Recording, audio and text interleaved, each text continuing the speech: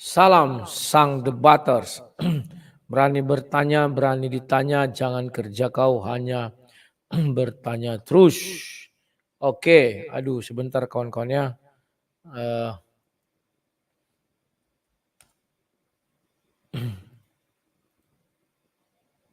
Bentar.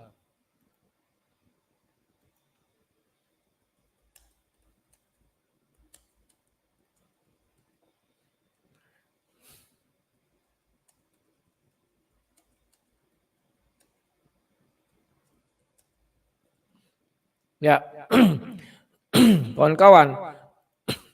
Tadi saya mau cepat live nggak bisa ya. Kenapa nggak bisa?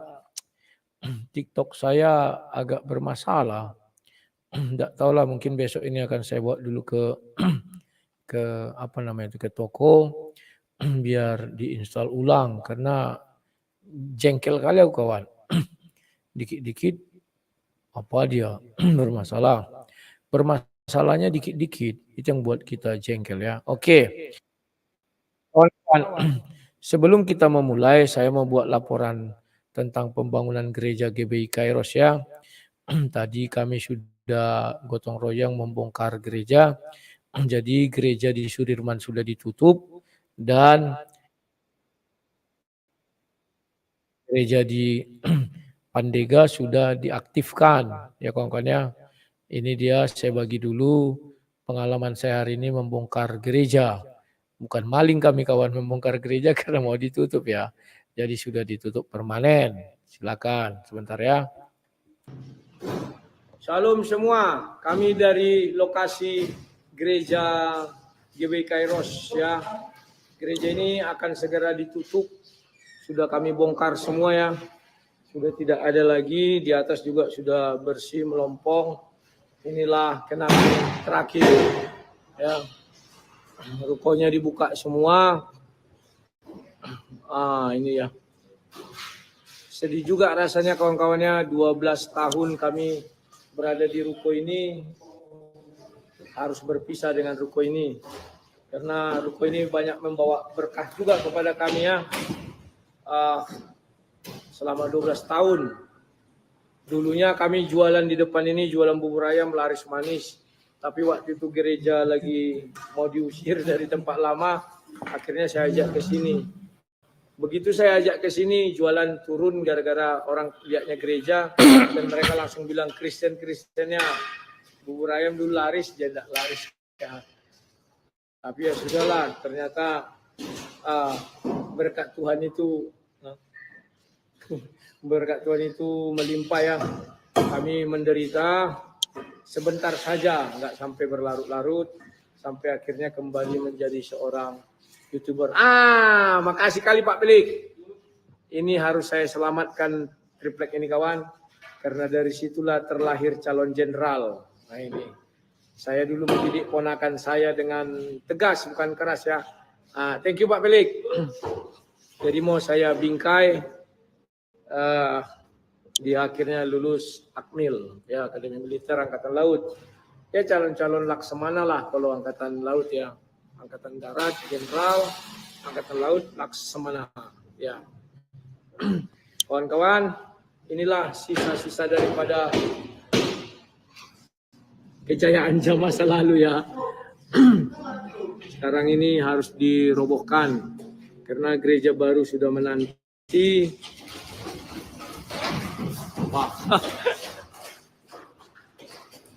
Besok kami sudah bersih ini dipindahkan, dinaikkan ke truk semua, angkat ke gereja baru. Ini sengaja nggak dihancurkan, masih bisa dipakai ya untuk mengapa nanti di sana mencor ya.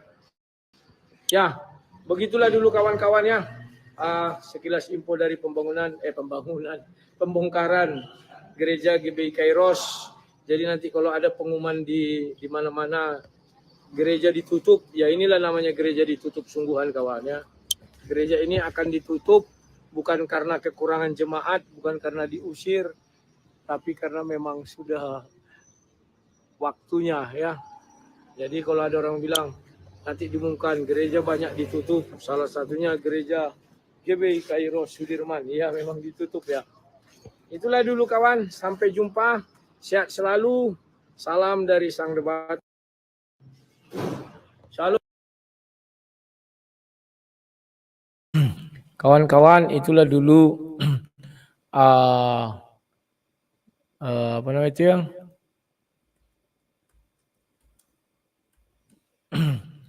laporan daripada tempat GBI Kairos ya. Sudah resmi ditutup dan nanti ada orang bilang, wow, yang mulia, satu lagi gereja ditutup, gereja bangkrut katanya.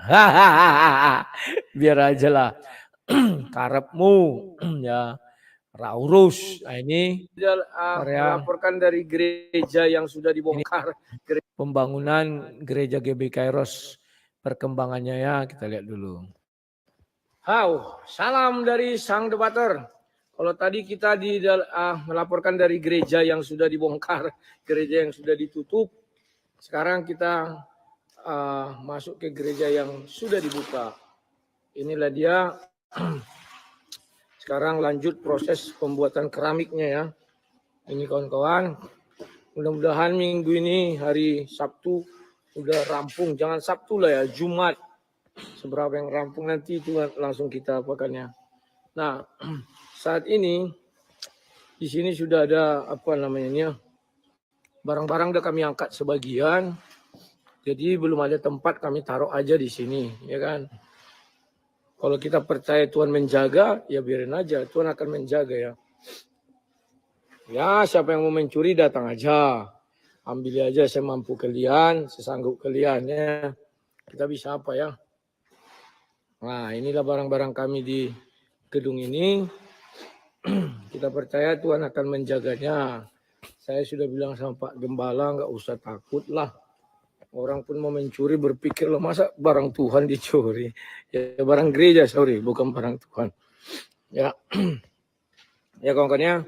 1, 2, 3, 4, 5, 6, 7. 3,5 meter baru nih, 3,5 meter ke sana ya.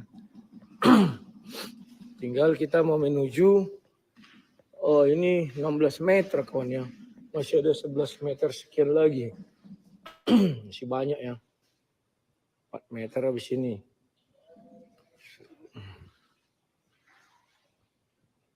Satu hari dapat berapa meter nih? 2 meter kali 10, 20 meter.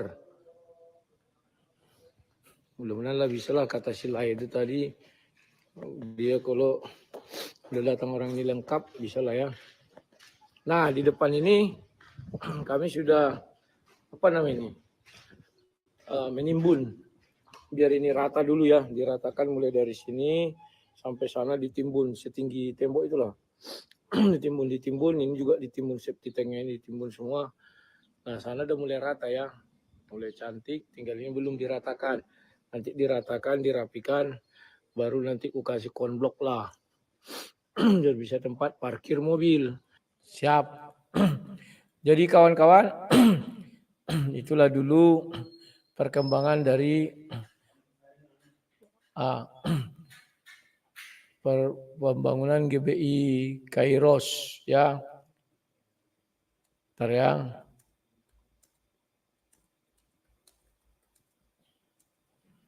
Oke. Ada yang datang. Mau ngambil apa, Komal?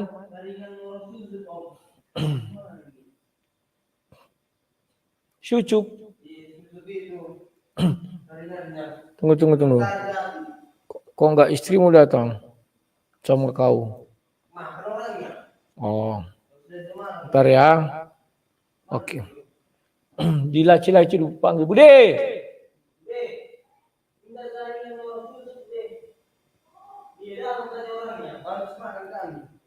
Tunggu ya. Oke, semuanya tenang. Ya. Nah, sekarang kawan-kawan kita lanjutkan lagi. Aduh, lupa dari pengajaran kita ya, sebentar.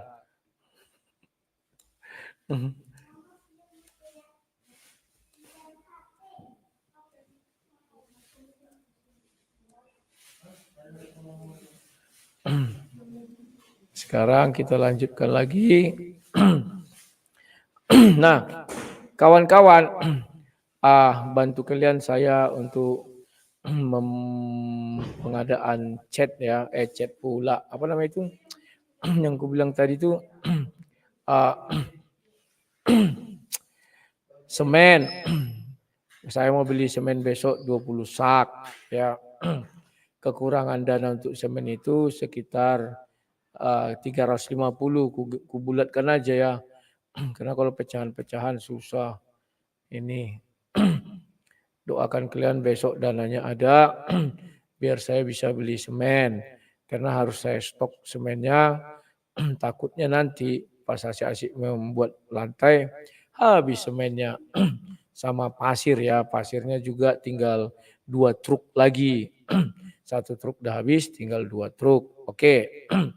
Doakan kalian kawan-kawan saya bisa melaksanakan tugas dari kalian semua untuk pembangunan gereja GBI Kairos. Ya, malam nanti ada pertandingan sepak bola jam 9. Cuman saya nggak tertarik sama pertandingan sepak bola ya. Kenapa tak tertarik? Saya pun tidak tahu. Dulu saya tertarik pertandingan sepak bola itu tahun 86. Ketika Maradona itu jadi bintang dan mereka juara. Setelah itu saya sepertinya nggak suka lagi bola. Kenapa? Ya Argentina waktu itu tidak menang-menang, baru kemarin lagi menang ya di bawah Lionel Messi. Saya nonton, setiap ada Argentina main saya tonton. Kalau klub tidak ada yang saya sukai kawan, tidak tahu kenapa. Apalagi kalau Indonesia yang main, aduh sudahlah. Tapi sekarang sudah ada kemajuan ya, kemajuan sesaat. Silakan kalian nanti nonton. Ya saya live dulu ya.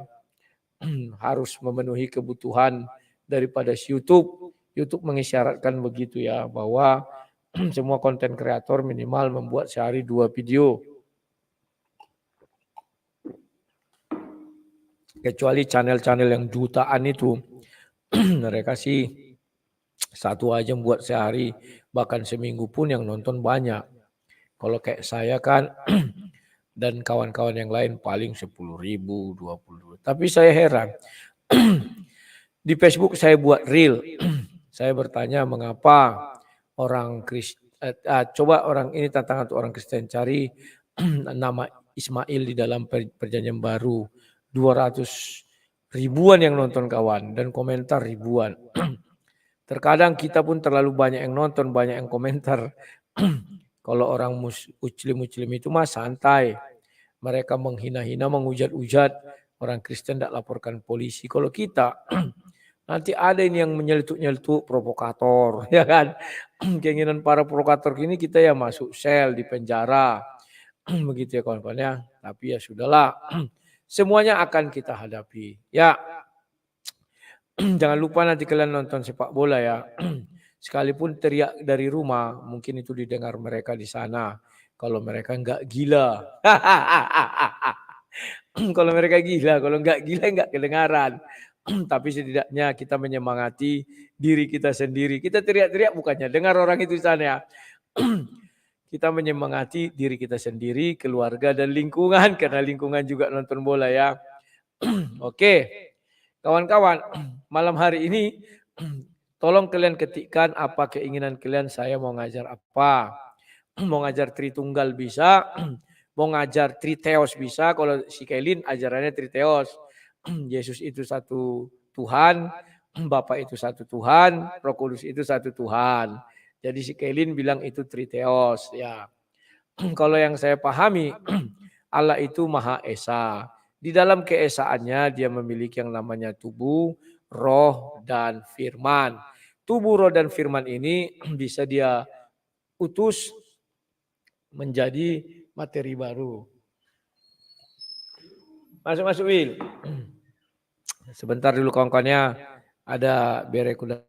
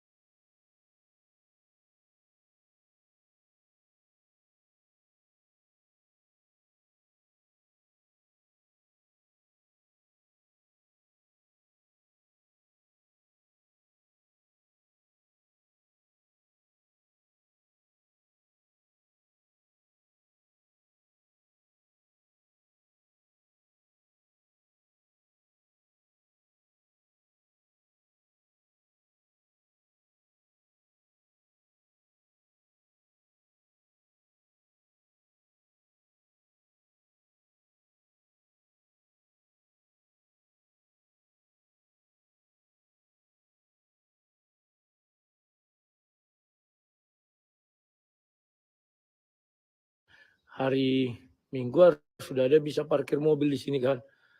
Maka dari itu ini dulu mau diratakan lah. Hari Rabu kami mau gotong royong untuk menimbun dan meratakan ini. Ya, mudah-mudahan bisa sambil ngangkat barang yang masih tersisa ya kawan-kawan ya. Masih ada di ruko itu.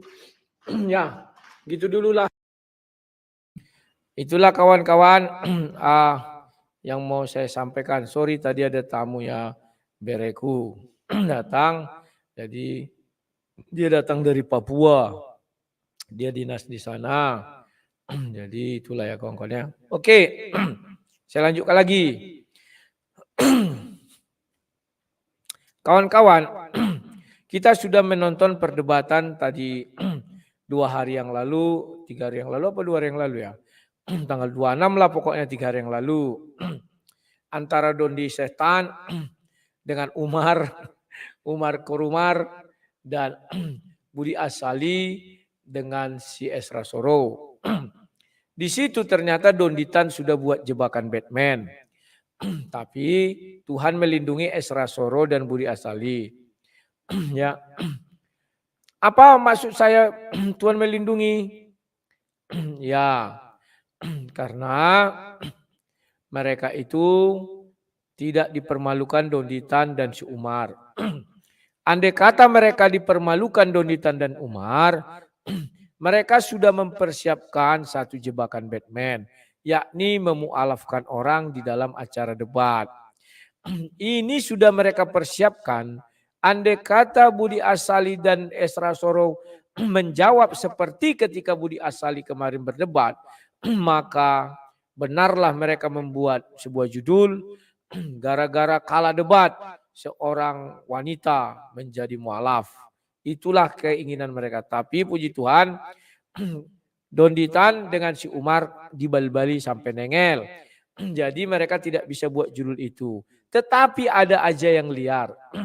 Mereka membuat judul habis debat atau ada kalah debat, maka dibuatlah apa namanya itu yang aku bilang tadi itu ya, orang menjadi mualaf akibat kalah debat. Nah, itulah kawan bentuk-bentuk kecurangan yang ada di dalam kehidupan ini ya. Kecurangan-kecurangan itu sering mereka tonjol-tonjolkan. Tujuannya apa? Biar orang-orang bodoh, oh ini TikTok ya. Jangan lupa kalian kasih tap-tap layar sama kasih mawar kawannya. Biar kalau aku salah-salah omong, gak langsung disepak, di ban ya. Kenapa begitu? Karena ini kan TikTok ini ternyata bisnis ya. Kalau dilihatnya tidak ada apa namanya ya, cash flow, dia tidak dikit-dikit langsung main sepak, dikit-dikit main sepak. Ya, oke. Nah, jadi kawan-kawan, teknik-teknik busuk uclim-uclim ini sudah terbaca dari dulu kala. Saya hafal kali dari sejak nenek moyang mereka, saya sudah hafal kali kelicikan-kelicikan mereka. Ya, jadi sengaja dibuat debat, spanduknya sengaja besar, maka di bawahnya itu dibuatlah orang mualaf. Budi Asali memang dengan si apa namanya Esra Soro kan aku bilang mereka ini pendeta yang gila hormat. Mereka berdebat bukan untuk mempertahankan imannya, tetapi agar dikenal orang. Dia nggak tahu dijebak, dibuat jebatan Batman. Ya, andai kata seperti ketika Budi Asali itu dulu pernah berdebat itu ya seperti itu, saya bisa pastikan mereka ini pasti akan berteriak-teriak gembira. Wow, sudah kalah debat begitu ya. Tapi puji Tuhan itu tidak terjadi pada malam itu. Ya, saya aktifkan dulu TikTok saya agar bisa ini mainnya sebentar, sabar dulu. Biar langsung dari TikTok saya buat ya. Oke, sabar dulu kawan. Sabar dan tunggu. Itu jawaban yang kami terima.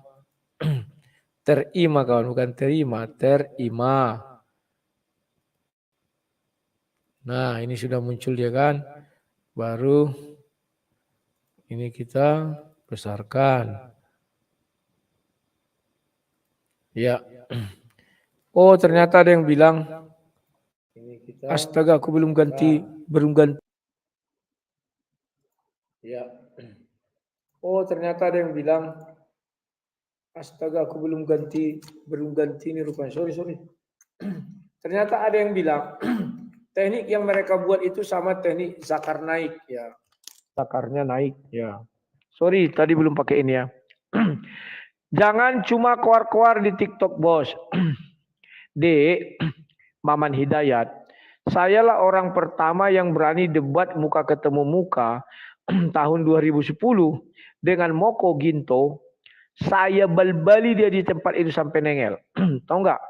Sampai saya diancam mati di dalam ruangan debat itu dengan halal darah. Untunglah Tuhan Yesus mengunci bibir dia sehingga dia tidak menyebutkan password. Kalau sampai disebutkan password itu, aku pun tidak tahu apa yang terjadi ya. Aku mau nobar, Bang Rudi. Besok malam aja kita edukasi ya. Iya. Kan masih lama nobarnya jam 21. Sekarang masih jam 20 ya. Jadi kawan-kawan, slow-slow saja. Tidak usah panik ya. Uclim pada hari akhir-akhir ini mereka panik. Karena mereka tidak bisa lagi membentengi iman saudara-saudara mereka. Itulah sebabnya mereka selalu bilang, kami ingin membentengi iman saudara-saudara kami. Ya, ya.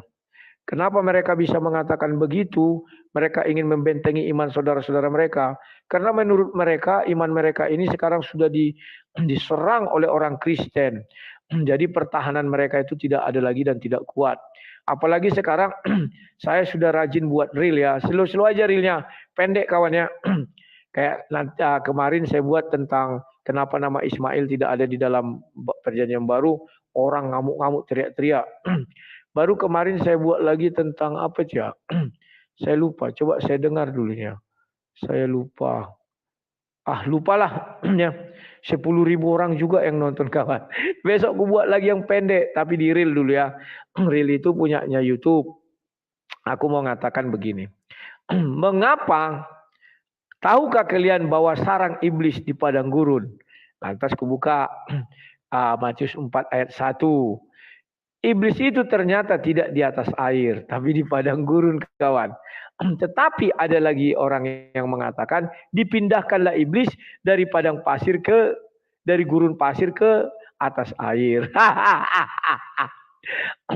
Sebenarnya iblis itu kawan, dia bersemayam atau sarangnya atau tempat tinggalnya dulu ya itu kalau kalian tahu di gurun pasir kawannya, di padang gurun. Jadi itulah kenapa kalau kalian membaca Matius 4 ayat 1, maka Roh Kudus membawa Yesus ke padang gurun ya untuk dicobai iblis. Jadi kawan-kawan, iblis itu ada di gurun-gurun pasir. Makanya hanya iblis yang berani mengatakan dia kan menyamar sebagai malaikat terang. Hanya iblislah yang berani menyamar jadi malaikat terang. Malaikat terang ini kalau menurut Bible, dia akan mengakui bahwa dia adalah Mesias juru selamat. Maka dikatakan di sini ada Mesias, di sana ada Mesias. Hebat kali Bible itu kawan. Kalau Bible itu mau menghina atau mengejek, dia kan tidak sebut siapa yang mau dihina, siapa yang mau diejek. Tetapi dibuat di situ di Matius 4 ayat 1 bahwa dibawa sorry. Ini salah tulis aku nih, sorry. Kok donasi hari ini kekurangan beli semen. Salahku. Salah, sorry. Ini. Ya. Jadi kawan-kawan, geli aku kadang baca Bible ini kawan. Kenapa Bible tidak suka dengan gurun pasir? Contoh, ada dibuat ciri-ciri nabi palsu di Yeremia 23. Ya. Di Yesaya juga ada. Bahwa salah satu cirinya itu, dia berada di padang gurun dan berada di dalam bilik. Ini ciri-cirinya. Tapi ada juga dikatakan di sana, seseorang yang berseru-seru dari padang gurun mempersiapkan jalan bagi Tuhan, itulah Yohanes. Setelah Yohanes tidak ada lagi yang di padang gurun itu selain iblis. Ya. Halo.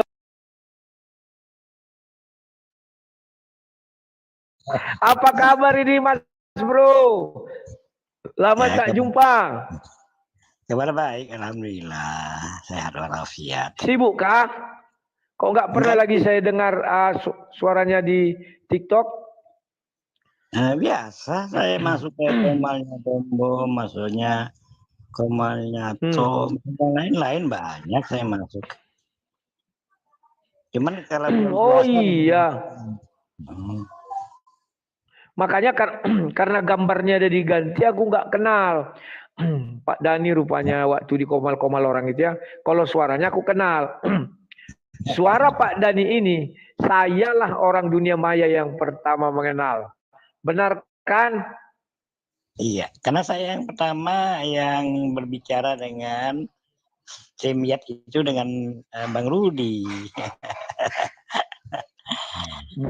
Bukan StreamYard. Pak Dani masih salah, bukan StreamYard. Apa ya? Skype. Apa? Skype. Ingat apa ya? Iya. Waktu itu Pak Dani sambil baringan. Iya. Ya, Skype tahun 2020 Skype. Iya, saya kan tidak tahu lah nama-nama itu apa. Jadi Ucim silakan. Siap. Ya. Siap, silakan bertanya Pak, silakan. Iya, saya silakan kita bergantian. Iya. Di dalam pengajaran ataupun ajaran dari Yesus yang mengatakan pohon yang buruk tidak mungkin menghasilkan buah yang baik. Kan begitu. Di mana itu terdapat? Di dalam Matius 7 ayat 17. Bang Rudi nggak tahu sih. Yang pemegang. Tidak apa-apa. Biar lebih jelas. Kan jenengan yang bertanya. Silakan. Apa lagi? Iya, kalau kita dari ajaran Yesus itu kan cukup baik ya, cukup mulia, ya kan. Ajaran ini kan merupakan penggambaran ataupun alegoris, ya kan. Itu akan mengimbas kepada manusia. Jadi manusia yang berawal dia itu atau bibitnya tidak baik, tidak mungkin dia akan berperilaku yang baik, kan begitu kalau kita sinkronkan dengan ucapan Yesus itu. Benar atau tidak itu Bang Rudi? Ya. Oke, benar, setiap pohon yang baik menghasilkan buah yang baik. Silakan. Ya, kalau pohon yang tidak baik kan tidak mungkin menghasilkan buah yang baik, kan begitu. Nah, pertanyaan saya di sini, dari ajaran Yesus ini, bagaimana kita bisa mengenal sosok orang yang pada mulanya dia itu jahat. Contoh, si Paulus ini kan pembunuh, penganiaya, pengikut Yesus, ya kan? Walaupun dia coba di Damaskus ketemu segala macam itu, jadi intinya dia ini merupakan bibit yang sudah tidak baik karena dia sudah melakukan pembunuhan, penganiayaan, ya kan, terhadap pengikut Yesus. Itu yang pertama.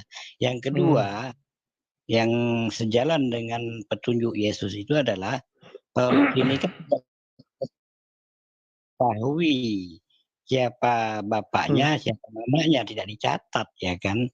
Apakah karena Paulus ini tidak dicatat karena dia ini hasil dari gelap atau apa, kan tidak diketahui semua, ya kan. Nah, itu kan mengindikasikan Ini apakah tidak terpikir oleh Bang Rudi kalau ini adalah pohon yang buruk?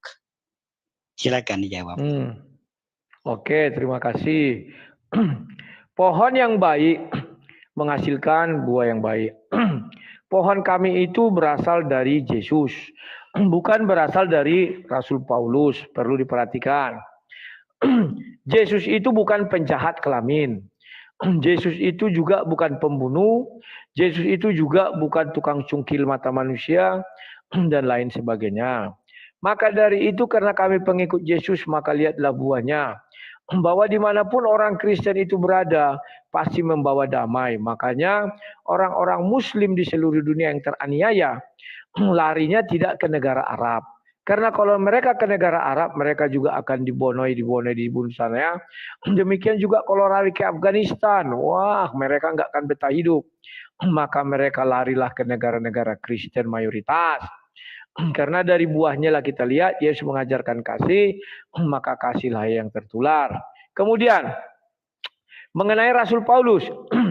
Rasul Paulus itu ketika dia jadi penjahat belum berbuah. Tolong diperhatikan. Dia mulai berbuah ketika dia sudah ditemui Yesus dan dibuat bertobat dan dia mulai diajari firman Tuhan dan mulai pergi menginjil ke seluruh dunia. Jadi buah itu pohonnya yang jahat itu sudah ditebang, ya. Makanya di dalam Bible dikatakan setiap ranting yang tidak baik akan dipotong. Nah, Paulus itu ranting yang tidak baik di dalam dirinya sudah dibersihkan. Maka tinggallah pohonnya yang baik ketika dia mulai mengikut Yesus. Maka dari itu, dimanapun kalian lihat negara-negara yang menganggap Paulus ini adalah rasulnya, Israel rasulnya kan bukan Paulus. Contoh Amerika, Inggris, Prancis, dan Brasilia misalnya. Dan lain segalanya. Umat-umat Islam itu hidup nyaman di situ. Tidak perlu dikejar-kejar. Kalau ibadah dibongkar-bongkar rumah ibadahnya, diusir-usir orang ibadah, bahkan dikasih tempat ibadah. Itu bedanya buah Kristus dengan buah daripada para kaum sujud batu, kaum pemulia batu, kaum sembah batu. Karena mereka nggak suka orang lain ibadah di luar agama mereka. Maka kalau ada orang ibadah diusir, dibubarkan, begitu ya. Kemudian, inilah yang menjadi cikal bakal. Mengapa pengikut-pengikut Yesus itu sanggup menyaingi Yahudi? Hanya pengikut Yesuslah yang sanggup menyaingi Yahudi. Itulah sebabnya Amerika menjadi negara superpower. Tapi pengikut keledai liar sampai kapanpun sudah dinubuatkan. Lakunya seperti keledai liar, Kejadian 16 ayat 12. Di tempat kediamannya dia melawan semua orang. Dia melawan semua orang melawan dia. Di tempat kediamannya dia melawan semua orang. Makanya pengikut dari keledai liar ini menjadi manusia paling bodoh di muka bumi ini. Lebih bodoh daripada orang yang tidak bertuhan. Contohnya komunis. Terima kasih, silakan. Ya, karena jawaban Bang Rudi cukup melebar ya. Tidak fokus, nggak apa-apa. Itu jawaban tetap kita hargai, ya kan. Tapi karena sudah melebar. Jadi kalau kita melihat di negara-negara yang merupakan keberhasilan dari seorang nabinya yang mengantarkan kaumnya penduduk tempat kelahirannya semuanya beriman kepada nabi tersebut, ya kan? Itu sesuatu yang berhasil. Seorang nabi yang sangat keberhasilannya gemilang karena dia mampu merubah kaumnya yang sebelum kehadirannya itu merupakan masyarakat yang jahiliyah, yang dikategorikan orang yang dungu ataupun ya bahasa dungu lah ya kan, tidak mengenal baca tulis. Namun setelah datangnya utusan menyebabkan mereka memiliki peradaban yang baik, ya kan. Kemudian tempat kelahirannya dan kaumnya menjadi beriman, dan sampai detik ini juga dapat kita lihat kemakmuran yang diciptakan, kemakmuran terhadap kaumnya itu melebihi daripada bangsa-bangsa yang lain. Dan itu terbukti dan dapat dirasakan oleh kaumnya. Nah, sementara ada nabi ternyata gagal di dalam memberikan pengajaran kepada kaumnya, sehingga kaumnya sendiri menolak kehadirannya. Itu mengindikasikan kegagalan daripada nabi tersebut terhadap atau membawa kaumnya menjadi kaum yang baik. Justru kaum tersebut membunuhnya dengan apapun alasan, dan sampai detik ini juga nabi tersebut juga belum berhasil, ya kan, untuk menjadi mayoriti di mana dia dilahirkan. Itu bagaimana tanggapan Bang Dani? Terima kasih. Oke, kujelaskan.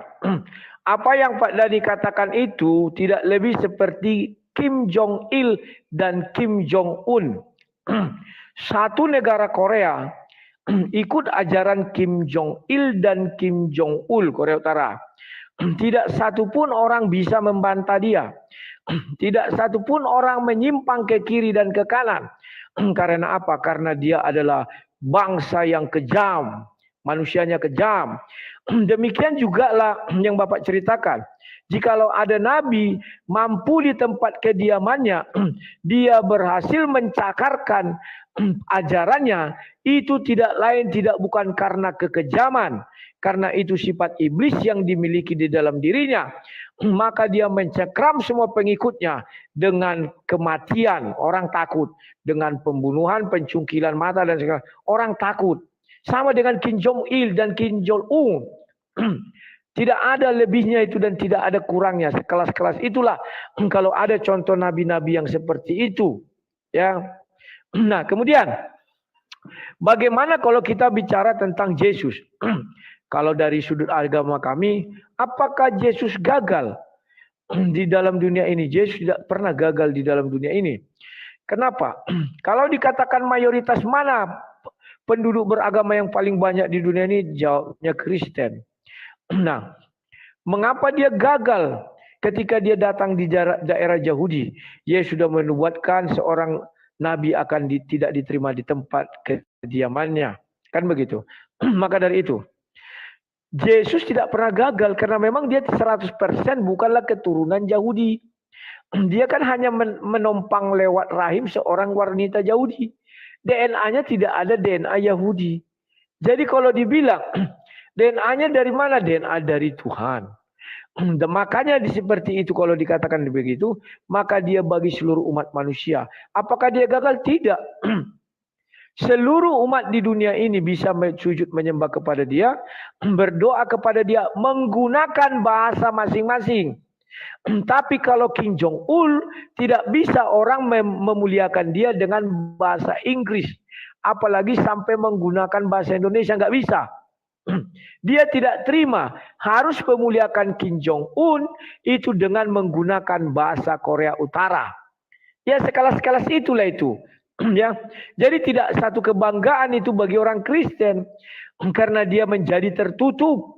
Kalau orang menyebut dia dengan bahasa Cina, dia akan menolak dan membunuh orang itu. Jadi harus menggunakan bahasa Korea. Itulah mungkin yang bisa saya sampaikan Pak Dani. Silakan kalau ada. Ya, terima kasih ya penjabaran Bang Yudi. Terserah tinggal kita yang merenungkan. Cuman ada satu hal yang mengganjal, yang Bang Rudi katakan sudah menyinggung nama Yesus yang menjadi berkembang ya pengajarannya. Tapi kalau kita tinjau dari sejarah perkembangan keberhasilan umat Kristiani yang dinyatakan oleh Bang Rudi tadi sudah mendominasi atau lebih banyak daripada umat yang lain, itu tidak lain dan tidak bukan merupakan pengaruh dari Paulus yang notabene yang disebarkan melalui kerajaan Romawi. Kalau kita tinjau dari sejarah bukan keberhasilan Yesusnya, tapi keberhasilan Paulus di dalam menyebarkan ajaran-ajaran itu. Semasa Yesus itu belum sebesar setelah meninggalnya. Beda dengan Nabi Muhammad SAW. Ya langsung aja lah kepada poinnya. Kalau zaman Rasulullah SAW itu jelas kota Mekah dan Madinah semasa hidupnya dia sudah berhasil. Nah, begitu itu perbedaannya, Bang Rudi. Terima kasih. Bagaimana cara berpikirnya Bang Rudi dalam menanggapi dua persoalan ini? Silakan. Oke, terima kasih. Sama saya katakan dengan Kim Jong Il. Dia mampu membuat Korea Utara itu melebihi negara Indonesia dari segi teknologi dan persenjataan. Kenapa? Karena dia bersifat kejam. Ya. Siapa yang tidak tunduk, lepaskan kepala dari badan. Siapa yang nggak takut? Ya. Cara-cara seperti ini cepat membuat orang takut. Tapi apakah dia berhasil? Tidak berhasil juga. Andai kata orang Korea itu pergi dari negara itu, maka mereka tidak lagi mengikuti perintah daripada Kim Jong Il itu. Ya, tapi oleh tangan besinya dimanapun orang Korea Utara untuk memuji saya harus menggunakan bahasa Korea. Itulah kata Kim Jong Il. Sekarang mengenai Yesus, wah itu bukan kesuksesan Yesus, tapi kesuksesan Paulus. Di kisah para rasul 9 dijelaskan bahwa yang mengangkat rasul itu Paulus itu kan Yesus. Itu kesuksesan Yesus memilih Paulus. Coba yang dipilih Pak Dani, mungkin lain lagi ceritanya. Kan begitu ya. Itulah kalau kita bicara tentang melihat dari buahnya. Tapi di dalam ajaran Kristen, kalau ada seorang penjahat kelamin, maka dia akan menurunkan bibit penjahat kelamin kepada keturunannya. Kalau ada bibit-bibit pembunuh, maka dia juga akan menurunkan bibit pembunuh pada keturunannya. Maka ya hal-hal seperti ini bagi mereka itu membunuh adalah satu jalan untuk memuliakan mereka sendiri dan satu jalan menuju keabadian. Itulah lihat dari buahnya, ya. Itulah yang bisa saya gambarkan Pak Dani. Kalau ada lagi silakan. Iya, sebenarnya sih masih banyak karena analogis yang disampaikan oleh Bang Rudi itu kan kepada Kim Jong Un. Sementara memang kita akui juga dengan mata kepala sendiri Kim Jong Un itu sifatnya eksklusif atau menutup diri dari dunia luar, ya kan? Dan dia juga diktatornya atau bertangan besi. Sementara kalau dibandingkan yang dicontohkan oleh Bang Rudi tentang apakah sama dengan perkembangan Islam, Islam tidak menggunakan tangan besi dan membuka diri kepada dunia luar. Tidak ada yang namanya ya kayak kita aja bisa dengan leluasa orang bangsa Indonesia datang ke Saudi Arabia, ke Mekah, ke Madinah. Nggak ada, bahkan banyak orang Indonesia yang tinggal di sana. Orang Madura, orang Jawa, kan masih banyak tinggal di daerah Mekah Madinah. Itu saya rasa terbantahkan kalau, Bang Rudi mengkiaskan atau mengkaitkan dengan sistem Kim Jong Un, itu sudah tertolak, ya kan. Kemudian kalau Kim Jong Un itu menggunakan tangan besi berdasarkan titahnya. Sementara di dalam Islam itu kesadaran yang ditumbuhkan setiap manusia, setiap individu, sehingga musuhnya baginda Rasulullah dulu yang memerangi seperti termasuk Abu Sufyan, Amr bin As dulu yang memerangi Rasulullah ya, termasuk panglima besar itu kan, siapa saya lupa namanya itu. Nah itu juga kan dulu pernah memerangi Rasulullah di perang Uhud. Namun setelah perang Uhud terjadi, mereka semuanya beriman. Padahal Rasulullah pada saat itu kan kalah dalam perang Uhud. Namun para komandonya, komandan menjadi beriman kepada baginda Rasulullah Sallallahu Alaihi Wasallam. Itu fakta sejarah. Bagaimana tanggapan Bang Rudi kalau Bang Rudi kiaskan dengan Kim Jong Un, kemudian keberhasilannya dengan pedang atau dengan apa, faktanya yang saya katakan panglima yang memerangi Rasulullah kalah di perang Uhud, tapi menjadi beriman tanpa paksaan. Bagaimana tanggapan Bang Rudi? Silakan. Oke, terima kasih. Saya belum dulu menyentuh tentang Islam sekalipun sudah dipancing tentang Islam. Saya masih mau bercerita tentang Kim Jong-un. Karena Kim Jong-un ini adalah satu-satunya penguasa di tempat itu, maka semua fakta sejarah bisa dia putar balikkan. Bahwa dia menang perang, ditempelkan ke kepala orang semua senjata, sehingga orang sujud menyembah Kim Jong-un. Tapi di dalam karena dia sudah berkuasa dibalikkan dialah catatan sejarah. Dia buatlah dia bahwa dia kalah. Tapi oleh musuh-musuhnya karena dia kalah tetapi dibuat sesuatu hal yang di dalam dirinya ada yang menarik dan ada karisma, maka musuh-musuhnya itu sujud kepada Kim Jong-un dan ikut kepada Kim Jong-un. Itulah namanya teori konspirasi. Sangat mungkin di dalam dunia ini teori konspirasi. Maka dari itu untuk membuktikan Kim Jong-un ini apa yang dibilangnya itu adalah benar, kita minta fakta arkeologis. Disinilah kelemahan dari cerita-cerita bohong, cerita-cerita dongeng, cerita yang diputar balikkan. Ketika kita minta fakta arkeologis, itu tidak bisa dibuktikan. Nah, sekarang saya bicara Yesus dulu. Saking hebatnya Yesus ini, maka dibuatlah Yesus KW1, KW2 dan sebagainya. Saking hebatnya Yesus ini pengaruhnya di muka bumi, maka kitab yang paling banyak dibaca adalah kitabnya Yesus atau Bible itu. Nah, saking hebatnya Yesus ini, maka dibuatlah tiruan atau cloning dari Yesus ini, hanya diputar balikkanlah sejarah daripada Yesus ini. Oke, kemudian untuk mengujinya bagaimana, siapa yang asli, siapa yang palsu, apakah Yesus yang asli, Yesus yang dari Nazaret itu asli, ataukah Yesus yang dari tempat lain itu palsu? Caranya gampang. Gunakan bukti arkeologis. Maka Yesus sampai hari ini tempat kelahirannya tidak pernah disangkal Yahudi, tidak pernah disangkal Rom Katolik, tidak pernah disangkal oleh Protestan. Bahwa kalau kita pergi ke Yerusalem, ke Bethlehem, ada di situ tempat kelahiran Yesus. Tak ada yang menyangkal itu. Artinya secara historis orang itu pernah lahir dan pernah ada. Nah, Yesus yang KW2 sampai hari ini tidak bisa ditentukan bukti arkeologisnya dia lahir di mana. Maka satu-satunya cara pendusta-pendusta ini, pembual-pembual ini yang dilihat dari buahnya adalah para penipu, kelompok penjahat. Maka mereka mengatakan Yesus yang di Nazaret di Bethlehem ini, itulah Yesus KW2 ini. Padahal ditulis di buku mereka Yesus yang KW2 ini tidak lahir di Bethlehem. Karena mereka sudah stres bahwa mencari fakta arkeologis dari kitab-kitab palsu tidak bisa ditemukan. Maka dikarang mereka lah sebuah cerita.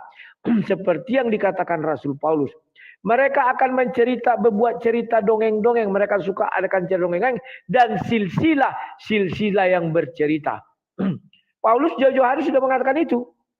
Maka di kemudian hari karena tidak ada fakta arkeologis, dibuatlah fakta cerita. Maka mereka inilah yang dikatakan tukang cerita. Maka mereka ini terlahir dari sebuah cerita yang tidak ada fakta arkeologisnya. Nah, kalau kembali kepada Islam, sebenarnya kalau Islam membuka diri untuk dikritisi lebih luas, lebih gamblang, tanpa ada laporan polisi, tanpa ada nanti teriak-teriak halal darah atau fatwa mati seperti The Satanic Verses itu punyanya Salman Rushdie. Percayalah, gak sampai 20 tahun, mungkin Islam dari muka bumi ini sudah boleh dikatakan berganti, ya. Lebih mayoritas lagi mungkin Hindu memang tinggi ya, Hindu komunis itu tinggi. Lebih mayoritas lagi nanti Buddha. Tapi itu mereka tidak mengizinkan semua orang bicara agama Islam dengan sembarangan. Mereka tidak mengizinkan dibuat seminar untuk membeda ajaran-ajaran Islam. Tidak diizinkan seperti halnya orang Kristen tidak pernah marah kepada Zulkarnain, baru anak Ahmad Dedat dan lain-lain. Kalau kami tiru seperti itu, maka yang terjadi adalah berpisahnya antara kepala dan badan oleh orang-orang Arab, ya, bukan Indonesia baik-baik. Makanya Salman Rushdie kan dipatwa mati. Maka dari itu kami tidak mau menyentuh agama Islam. Lebih baik saya menyentuh Kim Jong-un, karena Kim Jong-un sekalipun dia itu komunis, sekalipun dia itu kejam seperti iblis, tetapi tidak mau dia memfatwa mati saya. Tidak mau dia membuat hukum mati saya ketika saya bicara tentang Kim Jong-un. Jadi sejak-jaknya Kim Jong-un lebih mulia daripada para pengikut iblis. Terima kasih. Silakan. Oke, tadi kan berbicara tentang arkeolog yang dipaparkan oleh Bang Budi, ya.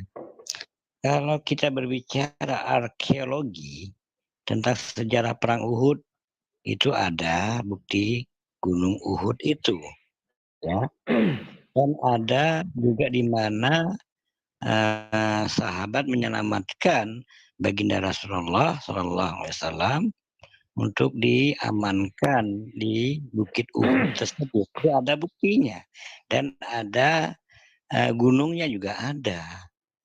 Kemudian ada tulisan-tulisan di batu-batu itu juga ada. Jadi bukan merupakan hasil konspirasi ataupun rekayasa, tidak berdasarkan yang namanya testimoni. Namun kalau kita melihat, ya, di dalam kebangkitan Yesus, karena tadi Bang Rudi sudah menyinggung, saya juga akan mencoba menyerempet, ya, mohon maaf, agak menyerempet tentang kebangkitan Yesus itu juga merupakan hasil testimoni berdasarkan 1 Korintus pasal 15 ayat 15. Nah, itu merupakan hasil testimoni itu. Kebangkitannya, ya. Ini bicara kebangkitan. Nah, itu juga kalau kita merupakan rekayasa, itu terjadi di dalam pernyataan dari Paulus pada ayat 1 Korintus pasal 15 ayat 15. Atau satu perikop aja. Nah, itu cukup gamblang kalau kita melihat yang katanya Bang Rudi tadi, itu rekayasa kah atau apapun namanya, dan terbukti kalau di dalam Islam berdasarkan arkeologi juga ada tentang sejarahnya baginda Rasulullah SAW. Bagaimana Bang Rudi menyikapi tentang 1 Korintus ayat 15 pasal 15 tersebut? Silakan. Oke, terima kasih. Ya. Kalau sekarang saya menyentuh Islam, mudah-mudahan orang Islam tak pakai marah. Kalau bicara tentang perang Uhud hanya ada bukti gunung. Lawak kawan, lawak. Sampai hari ini saya belum bertemu dengan fakta arkeologis. Contoh, ketika orang mengatakan bahwa dari Adam sampai Muhammad itu semua nabi beragama Islam. Saya tunjukkan kitab suci Injil atau Bible punyanya Kristen Koptik bahasa Arab. Cari dulu di kitab ini ada enggak kata Islam. Karena Injil kitab ini lebih tua daripada Al-Quran. Tidak ditemukan kata Islam. Mana bukti arkeologis satu aja bukti arkeologis yang ada kata Islam. Sampai detik ini pun tidak bisa ditemukan.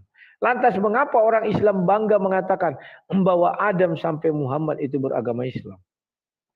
Sampai detik ini pun saya tidak tahu. Ya, tolong tunjukkan fakta arkeologis kata Islam di sebuah ukiran prasasti. Udahlah zaman Muhammad, silakan. Nanti bisa tunjukkan, cari. Ya. Kalau setelah Muhammad wafat dan muncullah buku-buku, ya mungkin banyak ya. Tapi sebelum Muhammad itu nggak ada. Saya sudah cari itu, nggak akan ketemu. Demikian juga kata Allah. Ya, orang mengatakan, oh Tuhannya ada Musa segala macam itu Allah SWT. Setelah saya tersadar dan mulai cerdas dan bahkan sekarang cerdas, karena Kristen memang menjadikan orang cerdas.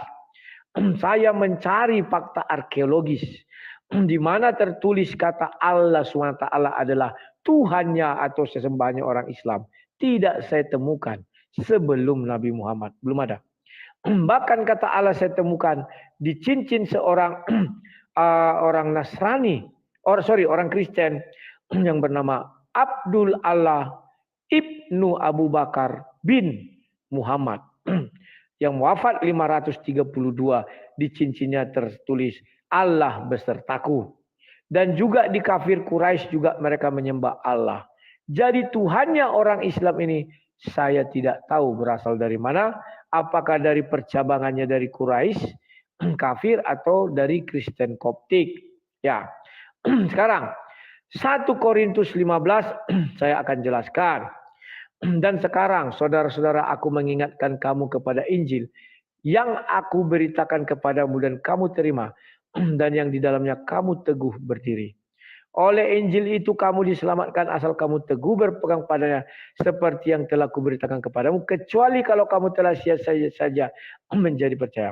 Sebab yang sangat penting telah kusampaikan kepadamu, yaitu apa yang telah kuterima sendiri, ialah bahwa Kristus telah mati karena dosa kita sesuai dengan kitab suci, bahwa ia telah dikuburkan dan bahwa ia telah dibangkitkan pada hari yang ketiga sesuai dengan kitab suci, bahwa ia telah menampakkan diri kepada Kepas, kemudian kepada ke-12 muridnya. Sesudah itu ia menampakkan diri kepada lebih dari 500 orang saudara sekaligus. Kebanyakan dari mereka masih hidup sampai sekarang, tetapi beberapa di antara mereka telah meninggal. Jadi setiap peristiwa yang berhubungan dengan Yesus Kristus, saksi mata ada. Tapi setiap peristiwa yang berhubungan dengan Muhammad, saksi mata tidak ada.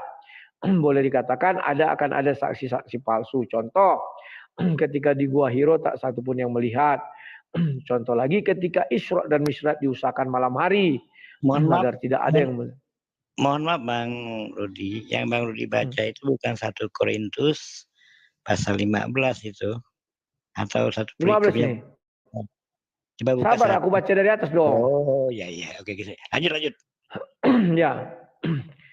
Selanjutnya ia menampakkan diri kepada Yakobus, kemudian kepada semua rasul. Dan yang paling akhir dari semuanya ialah yang menampakkan diri juga kepadaku, sama seperti kepada anak-anak yang lahir sebelum waktunya. Karena aku adalah yang paling hina dari semua rasul, bahkan tidak layak disebut rasul sebab aku telah menganiaya jemaat Allah. Di sini Rasul Paulus merendahkan diri. Tetapi karena kasih karunia Allah, aku adalah sebagaimana aku ada sekarang. Dan kasih karunia yang dianugerahkan kepadaku tidak sia-sia. Sebaliknya aku telah bekerja lebih keras daripada mereka semua. Tetapi bukannya aku, melainkan kasih karunia Allah yang menyertai aku. Sebab itu baik aku maupun mereka demikian kami mengajar, dan demikian juga kamu percaya. Jadi ini intinya. Bila mana kami beritakan bahwa Kristus dibangkitkan dari antara orang mati, bagaimana mungkin ada di antara kamu yang mengatakan bahwa tidak ada kebangkitan orang mati? Paham ya? Kalau tidak ada kebangkitan orang mati, maka Kristus juga tidak dibangkitkan. Jadi Paulus mengatakan kalau tidak ada kebangkitan orang mati, maka Kristus tidak dibangkitkan. Padahal kebangkitan orang mati dimulai sejak zaman Elia, ketika Elisa, tulang-tulang Elisa disentuh dan dia bangkit. Kemudian zaman Lazarus dia mati, bangkit juga. Kalau tidak ada kebangkitan orang mati, maka Kristus juga tidak dibangkitkan. Tetapi andai kata Kristus tidak dibangkitkan, maka sia-sialah pemberitaan kami dan sia-sia juga kepercayaan kamu. Ayat 15. Lalu daripada itu kami ternyata dusta terhadap Allah. Ingat ya. Andai kata Kristus tidak dibangkitkan, maka mereka dikatakan mereka sudah berdusta terhadap Allah. Karena tentang dia kami katakan bahwa ia telah membangkitkan Kristus. Padahal ia tidak membangkitkannya. Kalau andai kata benar bahwa orang mati tidak dapat dibangkitkan. Jadi di sini jelas Paulus mengatakan ayat 14. Tetapi andai kata Kristus tidak dibangkitkan. Kalau tidak dibangkitkan maka semua pembicaraan mereka adalah dusta. Semua pembicaraan mereka adalah kebohongan kepada Tuhan. Ternyata apa? Yesus benar dibangkitkan. Kemudian sekarang fakta arkeologisnya ada kubur Yesus, ada. Dan apakah ditemukan tulang belulang atau daging? Tidak ditemukan. Karena memang dia sudah bangkit.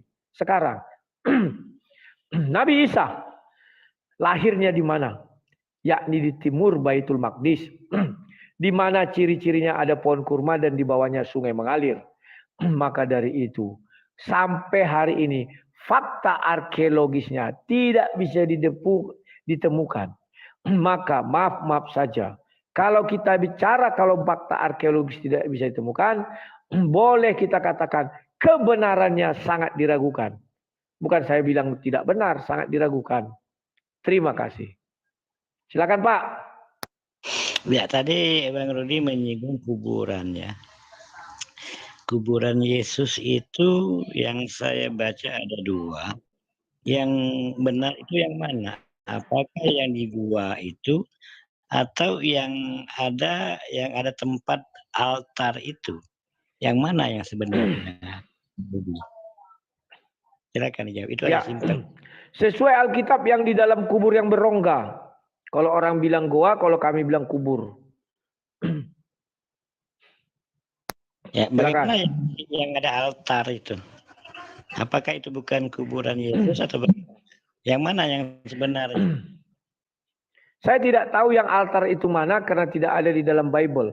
Dan saya belum pernah ke Israel. Tetapi orang Israel mengakui ada kubur itu. Mau yang altar, mau yang mana, intinya tetap di dalam kubur itu tidak ditemukan kerangka manusia. Tidak ditemukan daging manusia. Sementara Nabi Isa, jangankan kuburnya, salibnya pun tidak ditemukan, salib yang dipalsukan itu. Jangankan itu, tempat lahirnya pun tidak ditemukan. Jadi oleh kita bicara fakta dan data, setiap data atau setiap dalil yang tidak bisa dibuktikan fakta arkeologisnya karena menyangkut sejarah masa lalu, boleh dikatakan keraguan terhadapnya tinggi. Daripada saya bilang nggak pernah ada. Silakan. Oke, saya tanggapi pernyataan tentang Nabi Isa dari Bang Rudi. Yang namanya Nabi Isa itu bukan merupakan yang kami ikuti ajarannya. Karena umat Islam mengikuti ajaran Nabi Muhammad. Sementara nabi-nabi yang lain, cukuplah Allah itu menceritakan sekelumit tentang nabi-nabi sebelum Nabi Muhammad. Bukan mau diceritakan secara detail, secara lengkap, tidak. Hanya menceritakan sekilas. Istilahnya sekilas pandang saja. Kalau Allah itu pernah mengutus nabi-nabi.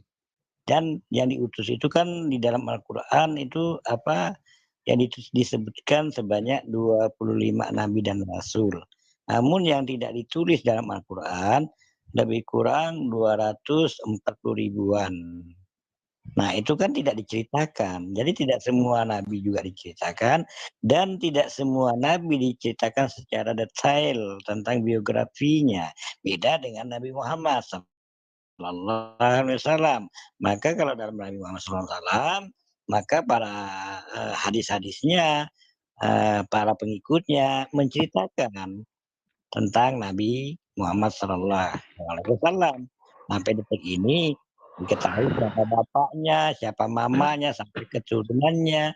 Itu diceritakan oleh hadis-hadis dan para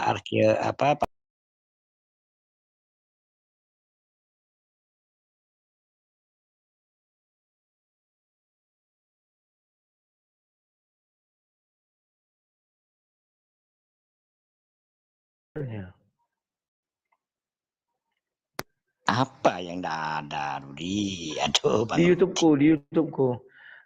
Oke. Sekarang aku menjawab. Pak Dhani itu keliru. Pak Dhani jadi tidak percaya lagi dengan HUT 1. Bahwa Al-Quran itu adalah kitab maha sempurna. Terurut, teratur, terlengkap, teliti. Ya. Pak Dhani sudah tidak percaya lagi HUT 1. Hanya saya lagi tinggal. Pendebat-pendebat dunia maya yang percaya Al-Quran itu seperti yang dijelaskan HUT 1. Makanya saya berkewajiban menjelaskan kepada Pak Dhani. Di dalam surah Maryam, mulai dari ayat 16 dijelaskan bahwa Maryam menyingkir ke timur Baitul Maqdis. Baitul Maqdis itu Yerusalem. Timurnya itu adalah negara-negara Arab. sampai ke Iran, Irak. Sudah. Dan dibilang dia melahirkan di bawah sebatang pohon korma. Artinya ada titik koordinat. Artinya ada pohon korma dan di bawahnya ada sungai. Ini sangat detail dari Allah yang Maha Kuasa, yang Maha Teliti sesuai satu. Bahwa kitab Al-Quran teruji, terurut, tidak diubah-ubah kalian bilangnya. Dari Allah langsung, Pak Dhani tidak percaya. Itu bukan kitab sejarah, Pak Dhani bilang. Justru Al-Quran mengatakan ini sebuah kitab yang maha suci, di mana dijelaskan secara detail bahwa Nabi Isa lahir di timur Baitul Maqdis, ada pohon kurma dan ada sungai mengalir. Lebih detail daripada Bible. Bible tidak pernah mengatakan dia lahir di mana seperti detailnya itu.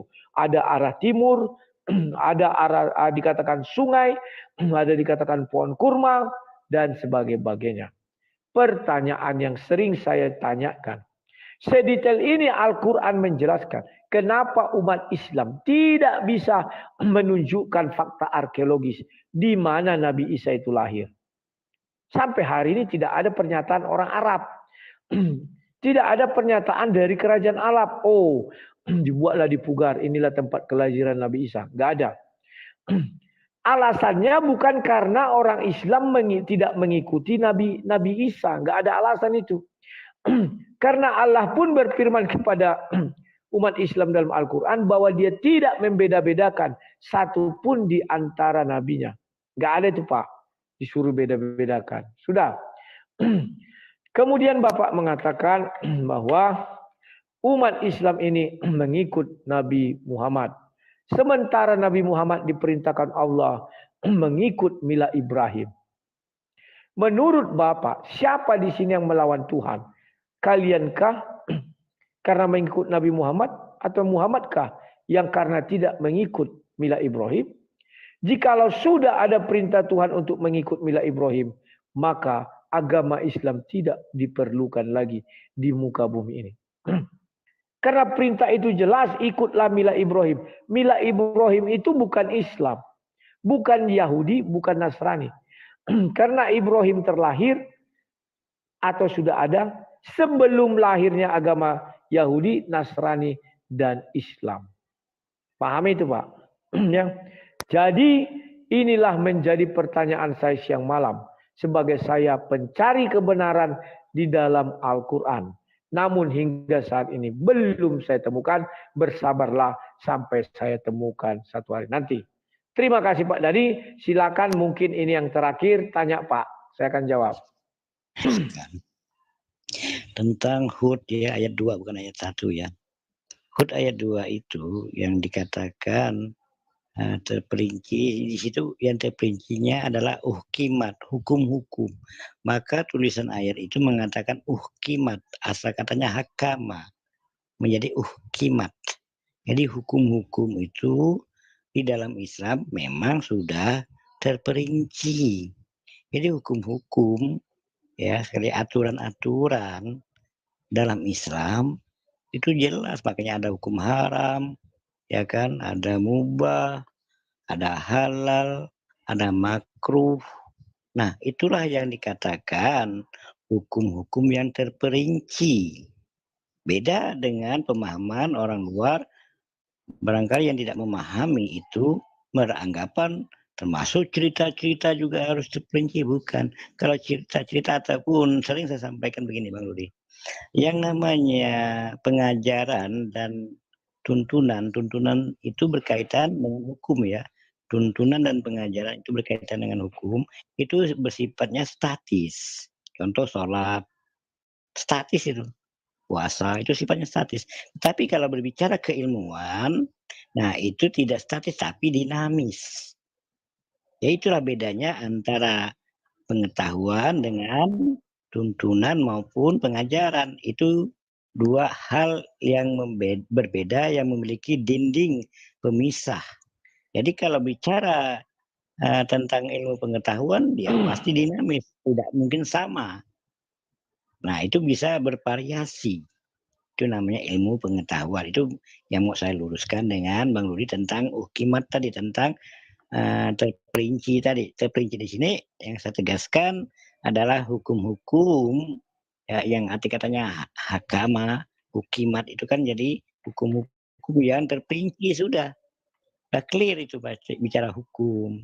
Begitu Bang, itu yang saya luruskan. Kalau saya mau tanya ini tadi, tapi jadi panjang nanti Bang Rudi. Tapi ya sudahlah. Oke, nanti lain kali lagi lah Bang Rudi. Oke, Siap. bagaimana Bang Rudi? Oke Pak Dhani, sebelum kita berpisah, Pak Dhani minta maaf dulu. Itu bukan HUT 2 tapi HUT 1. Silakan. HUT 2, HUT 1 itu alif lam ra. Ya kan? Yang keduanya baru kimat. Nah, itu namanya ayat yang keduanya. Alif lam ra itu satu ayat. Begitu Bang. Ya. Berarti Pak Dhani menggunakan Al-Quran itu yang punyanya, bukan punya Kemenak. Berarti menggunakan yang Al-Quran 6.326 ayat. Bukan 6.314 ayat ya. Sama aja lah. Yang penting yang kita tekan di sini adalah kimatnya. Nah, jadi nggak ada masalah itu. Siap. Oke, itu penjelasannya Bang Rudi. Oke, terima kasih Pak Dhani. Ya. Terima kasih juga Bang Rudi. Selamat malam, sampai jumpa. Iya. Oke, selamat malam Pak Dhani, sampai jumpa. Yuk. Ya. Pak Dhani ini kawan, dulu teman saya diskusi di dalam Skype. Dia ini kalau nggak salah aku orang kedua. Saya yang pertama kali melihat wajahnya. Ini licin, botaknya licin, jidatnya agak licin ya. Dia sebenarnya ganteng, hidungnya mancung, cuman rambutnya ini nggak ada. Saya sudah pernah lihat waktu kami main di Skype. Ternyata orangnya juga penyabar ini kawan, tidak pala kerasak kerusuk. Kalau berhadapan dengan saya, kalau di luar saya dimaki-makinya orang kawan. Pernah saya lihat dimaki-makinya. Ya, kalian belum tahu ya bahwa Al-Quran itu jumlah ayatnya tidak ada yang sama. Ada 7 jenis. Saya dapat kemarin ya. Ada yang 6.326, 6.314 kalau nggak salah ya. 36 ada, 26 ada, 314 dan lain sebagainya. Nah, ternyata perbedaan-perbedaan ayat itu lebih kepada katanya ada yang disatukan, ada yang dipisahkan. Nah, Pak Dhani bilang HUT 1 alif lam ra. Ya. Itu mungkin yang 336 ayat ya, jadi banyak karena dipisahkan. Sekarang yang saya tunjukkan ini HUT 1 menurut versi Kemenak. Alif lam ra kitabun, ini ya, ukimat yang dibilangnya tadi. Ayatuhu. Nah ini ya, cuma fusilat. Katanya tadi kan min, sama kan? Ladun hakimin kabirin. Udah? HUT 11 ayat 1. Sama dengan yang diucapkan daripada Pak Dhani tadi. Kita tidak nambahi, tidak mengurangi ya. Jadi kenapa saya bilang Pak minta maaf? Ternyata beliau bilang, oh tidak. Itu memang seperti itu. Berarti versi Al-Qur'annya ayatnya lebih banyak. Gitu ya. Oke. Aduh kawan, sebenarnya aku mau lanjut. Tapi aku sudah capek juga ya. Karena tadi kami bongkar-bongkar, angkat-angkat barang pindah ya. 2 trip. Pertama kami mengangkati meja, kursi segala macamnya. Ya kita mari berdoa bahwa barang-barang kami taruh di sana tanpa ada pengawalan. Tapi saya percaya Tuhan Yesus yang akan mengawal. Ya. Biarlah semuanya menjadi kehendak Tuhan. Ya. Kalaupun nanti datang maling, sudah saya buat tulisan di situ, ambil secukupnya. Berarti kami tidak pernah memberkati orang itu kan. Itulah caranya kawan. Ya. Tapi saya tulis juga ada CCTV, hati-hati. Ya begitulah kawan. Doa saya cepat selesai itu. Capek ya. Dan terima kasih atas kebaikan kalian. Malam ini saya besok sudah bisa beli semen lagi ya. cuman untuk plafon kekurangan dana 39 juta. Kalau kalian punya berkat, bantulah pembangunan gereja GBI itu agar ada istilah banyak anggota satu tubuh betul-betul ada di dalam kekristenan. Yang membangun itu bukanlah orang GBI, tetapi dari seluruh denom. Jadi itulah kelebihan nanti daripada GBI Kairos. Oke, kawan-kawan ya. Nah, Abdul Rozak, saya mohon maaf sekali ya. Wafasel, maaf, 72 juga mohon maaf. Besok naiklah kalian. Jam 7:30. Saya sudah ngantuk sekali dan capek. Ya, saya pun ada keterbatasan sebagai manusia biasa. Oleh sebab itu, saya cukupkan dulu sekian syarat ini kepada kalian semua. Saya haturkan 10 jari-jari sada sima jujung. Saya mohon maaf ya.